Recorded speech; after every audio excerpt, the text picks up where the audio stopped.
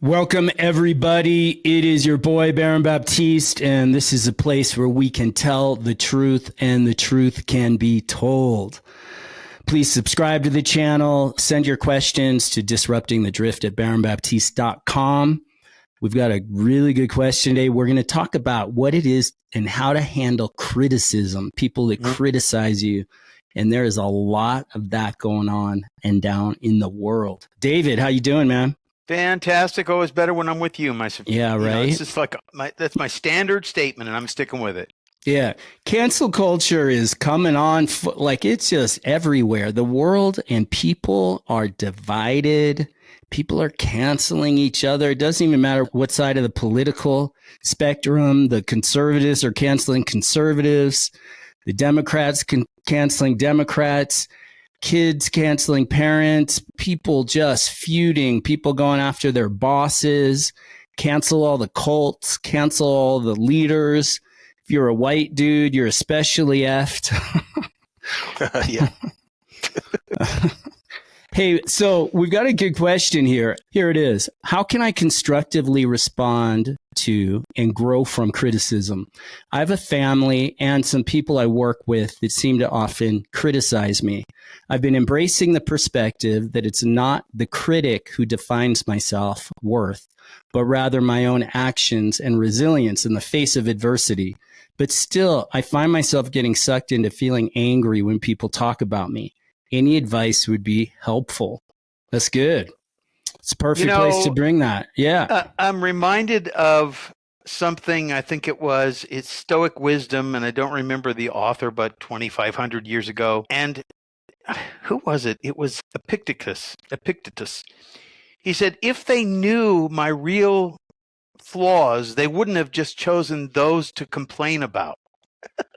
So here's the thing. If you hear people criticizing you, there's two opportunities there. One, the opportunity to react and be defensive and get angry and feel all butthurt. Or the other one is to pick up on it and just contemplate it. But it's hard to do unless you're being objective. And actually, in my life, I have grown more from people who have criticized me than any other. You could get slaps on the back all day long and people telling you what a great guy you are and how wonderful what you do is, and I wish I could be like you. But you know what? The fact is, the people that have, and especially even when they're upset with you, they will say things to you that they would otherwise never say. So it's really an opportunity for you to step back for a moment and consider what they're saying, whether or not it's true. You can know the difference between whether or not somebody's just grumbling and griping and picking on you and judging you. That's one thing. But the other side of that is, if you hear consistent patterns of people saying certain kinds of things, then there's time for introspection. You can look at it and say, how can I change this? That's really the only question that you need to ask is, what can I do to address this? Your thoughts? Yeah, no, it's good. Yeah, firstly, it's not personal. And there might be, Socrates said, the unexamined life is not worth living. Yes. When you're dealing with, and you're talking, the question talks about family and people you work with. If it's people that are in your life and you interact with these people and they're not going away, take a look. And if you're a seeker of truth, you're open to that kind of feedback, or you want to be open to it. And then and you sense where people are coming from. So if their intent, what's their motive there? What's their intent there? That's a place to look. And even if they have a malintent, you get some sense of where they're coming from. Their motive is to undercut you. Okay, but still, is there some truth in what they're saying? And if enough people close to you are giving you similar like feedback over time, maybe there's something to it. If we're talking about, it's different when you're getting criticized online or social media and the mob is coming after you. That just block, delete, because people are just venting and anyone can do that on a device. But when you're dealing with real people in your life, take a look. It's an opportunity to take a look. But important to remember, you don't take it personally, because that's just your ego being defensive. And how do you know you're taking it personally? You say you're noticing your anger. You're like, you're stewing on it. And that's your work right there. That's your work to take a look. Wait, what is this about? Okay, there's anger. Okay, what's underneath that? Is there hurt? Okay, what's underneath that? Is it fear? Is it fear of people talking about you, talking behind your back? And that's just your ego being threatened or somehow attacked. And so you're getting a reaction there. But you want to take a look. Like, there's a beautiful saying. I don't know if it was Jesus or it's from the Bible. If God be for you, who can be against you? So if you really stand in your center and you're connected to your own conscience and for yourself and from a mountaintop kind of big view, 360-degree view, and you're open and undefended and take your hits. And if there's something to learn, maybe you need to go and apologize. Maybe, look, if it's your mom and you're getting angry about criticism from your mom, for example, that's some evidence right there. You've got some old resentment from your mom, and that's screwing with your whole life. Go say sorry to your mom for resenting her. If it's your father, same. It's not personal, yet it's an opportunity to really take a look. You're getting pricked. You're getting pricked, and something's arising in you. Well, take a deeper look. Here's an opportunity to examine yourself, get to know yourself, and go, wait, hey, why am I? Anger is an unnatural emotion. When you're stewing in it, it's an unnatural energy, and it's a dark force. It's a dark side of things. Yeah. You don't need, and the fact that you're getting angry tells you something's off in your ecosystem. There's always two sides to every coin.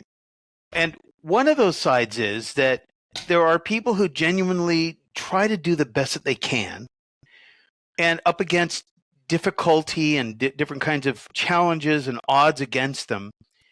And in relationships, let's talk about that for a minute. You could be really putting out 150% or 500%, but somebody will find that one little chink in your armor to say, you might be doing all these other things, but you're not doing this. And you got to be really careful that you don't allow people to find that chink in your armor and then stick a spear in it. Because, see, they can derail you if you allow them to. And this is the whole idea. The operative thing is flip the coin over and look at yourself and do a real proper self-assessment and say, okay, I'm really putting in the effort. I know I'm doing that. I'm doing the best that I can. Now, there's going to be people that will find a way to criticize you. They'll find a weakness in you that they can try to exploit. But at the same time, you have to allow them to do that. Now, I'm a person, and I think you are too, Baron, where we are pretty resilient. And we've both been through difficult times in our lives. And we've both been assailed by people who have said, so-and-so this, so-and-so that. But at the same time, what doesn't kill you, in a sense, can make you stronger. And Einstein said it this way. He says, great spirits have often faced violent opposition from mediocre minds, which means when you are aspiring to be more, when you're aspiring to put your head above the clouds, to rise above the average person, when you're aspiring to some kind of greatness or to do the best that you can, there will always be detractors that will come along and try to find a flaw, because misery loves company. It just does. Yeah. And first of all, try to surround yourself with people more inclined towards supporting you rather than tearing you down. Yeah. That's my thought. Yeah, very good. Yeah, the people you keep in your life, whether whoever, family, whoever, if people are bringing you down, you got to take a look at that and take a look at it and act on it as you need to. But the thing is that if you're keeping people around after, so again, if it's people in your life and you go and have some real heart-to-heart conversations with them and confront it straight on. And if you need to own something, own it. And if they keep on that same trajectory of criticizing you, putting you down in ways, then it's like, just start putting up some distance, start creating some space, some distance from people like that in your life. But it is an opportunity to grow. I think of like when I was growing up, I probably shared this before, but when I was like being bused, so I think it was around the third grade where I lived in San Francisco, went to a school right up the street from my house in the city. And the school was going to go under renovation. So they started busing us across the city. Those were torture bus rides for me. Those kids would just sing songs about me. They teased me. They called me Hare Krishna. They just weirdo. They put gum in my hair. I'd get beat up sometimes. Like, it was torture and it hurt. And so I spent a lot of years after that just trying to be normal and try to fit in. And then at a certain point, I realized as I grew into my 20s and I started putting my neck out more, and my mom always used to say, when you rise above the crowd, people are going to throw stones. When you start putting yourself out in life and you take on any kind of leadership role, or you manage people, or you're just trying to build a business, you are going to be attacked. People are going to talk about you, but you start seeing it's really not about you. And you're always open and undefended, open to criticism, open to feedback, but you have a maturity about you, and you start to develop some, thicker skin. And it's really not thicker skin. It's really don't be there. There's a Zen saying that if someone shoots an arrow, don't be there. Or as Gandhi said, I don't allow anyone to walk through my mind with their dirty feet. It's almost like you have a force shield up. When you really have your life in order, when it's God and to your conscience, and you're moving and breathing and having your being from your center, and you're guided by conscience and higher intuition, and you've got that light, that lamp upon your feet, you just see where people are coming. And maybe there will be opportunities in that criticism to learn and to grow from it. But it's an indication when you're getting angry and resentful about it, it's an indication that you aren't connected to your center, to your own conscience. So because it's your ego, you're playing God. Yeah. And when you're playing God, when someone says something nasty about God, you get butthurt. And it right there is, wait, why am I so fragile here? Why am I so sensitive? How come I'm not you want to be flowing from the inside out rather than life flowing from the outside in. Yep. And then you're just like a pincushion taking it all in. Let things roll off you. And they will roll off you if you're operating from your center. Get quiet, get still. That's what I was about to say, is that most people don't recognize that they do have the power, but they haven't tapped into it yet. Yeah. Now, anger is a false power. And you become the judge, jury, executioner. Well, not only that, but it's a force field that you put up between you and whatever it is you're reacting to, because you're becoming the effect of that external cause.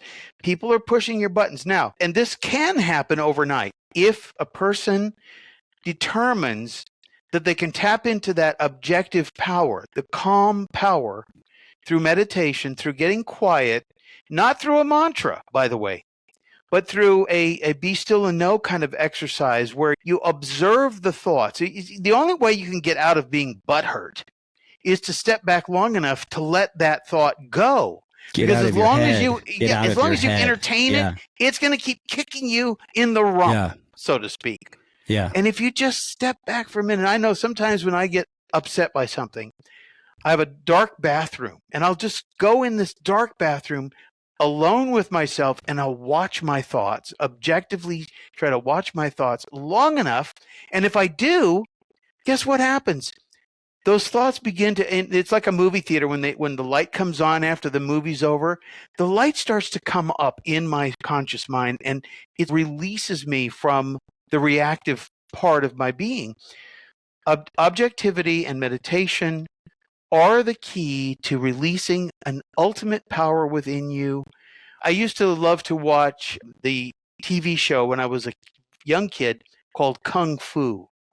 Yeah, I remember that. David Carradine, David Carradine was his name was Kane. But he got himself into all these different difficult situations where everybody else was panicking. Everybody else was scratching. And he was cool as a cucumber. He would sit there and he would get quiet and meditate. And then the answers would occur to him. But you can't give yourself the answers. Yeah. But the answers can be given to you through that objective state. You receive insight, you receive wisdom, you receive vision on what to do and what not to do. That's what I want to say. Yeah. And And the alternative is when you're getting angry, you open yourself up to dark forces. Oh, absolutely. Nothing good comes out of that. Yeah. It's like suddenly there's a lifeline to the dark side, to evil comes through. Right. Yeah. Yeah. If you look at most prisoners, there's something like 2 million, more than 2 million prisoners in the US prison system. Yeah. And the majority of those I've worked with a lot of prisoners over the years, and mostly, and I'd always ask the questions, what happened when you killed that person? Or what happened when you did that violent thing? And it was always like, I lost my head. Anger came over me. I saw red, and then they did terrible things. And it's anger that comes up. If you either express it and then you say and do things you regret, or you suppress it and then you just stew in it, and then it's the energy of disease in your body and mind, and it throws you off. It sucks and zaps your energy and life force. And if you use anger, so if someone, let's say in your family, someone's imposing your mother is imposing her will on you. Yeah. Or someone's imposing their will, and then you engage with that with your will, and from your anger, it's just two devils fighting, and it doesn't go anywhere. You don't want to take that hot potato. You want to just let it be and stand in your center, the ground of your being, and let your conscience, your intuition guide you in the moment.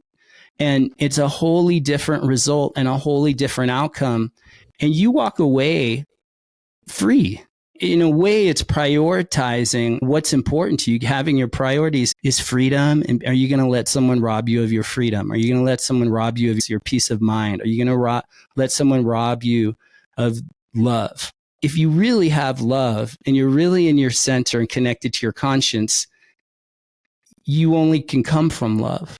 If you're not, and it's just you're in your ego and in your will, and you're just will to will with someone else, who's going to dominate survival of the strongest ego, it goes nowhere, and it ends up in a bad result. But this will follow you everywhere until you repent. It's a matter of repenting. But pride, ego. Agreed. But this morning, I woke up from a meditation. Before I get out of bed, I always meditate. Do you lay down in bed and meditate? Yeah, absolutely. I do that sometimes, but then I'm like, no, it's the focus of your mind. Where your mind goes, your energy flows. Yeah. And so I woke up this morning with this beautiful experience around a single word. And I want to give this word to everybody. This word is so magnificent. And the word that came to me, along with a vision of deep calm, was neutralize. Yeah. It was just one word, neutralize. But I saw a neutralizing force within a calm space. And you don't actually have to do anything. The truth is, all you have to realize is tap in to these PowerPoint thoughts. And this one thought, to neutralize, simply means whatever it is that's coming at you is nullified. You're not feeding it. You're not giving it energy. And you're not struggling to take that energy away from it. You are in a neutralizing space. And around you, that force field grows. It protects you from yourself. Yeah. And it protects you from the outside world that's trying to get at you. And what I felt was that. Like an anchor. Like it's an anchor. It was, I don't even know how to describe it, Baron, but it was a landscape.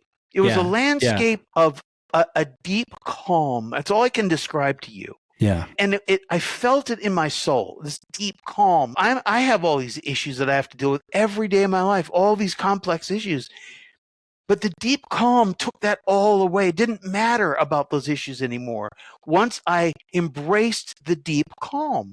And through that word was so amazing to me. So I just want you to contemplate and meditate upon neutralize. Yeah. Yeah. And A couple other ones that I know work for me are let go. Just let it go. Let go in the moment. Let go. Get present.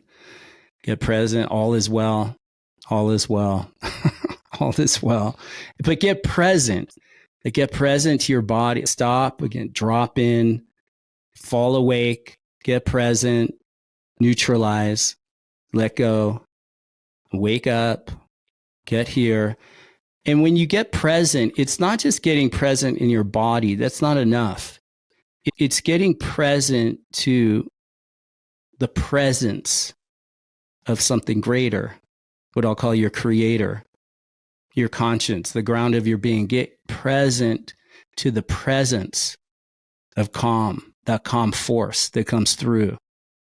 It's get present to the presence. So I have a quote here that is fun, and then we'll wrap up, and it's by Theodore Roosevelt. It's called The Man in the Arena.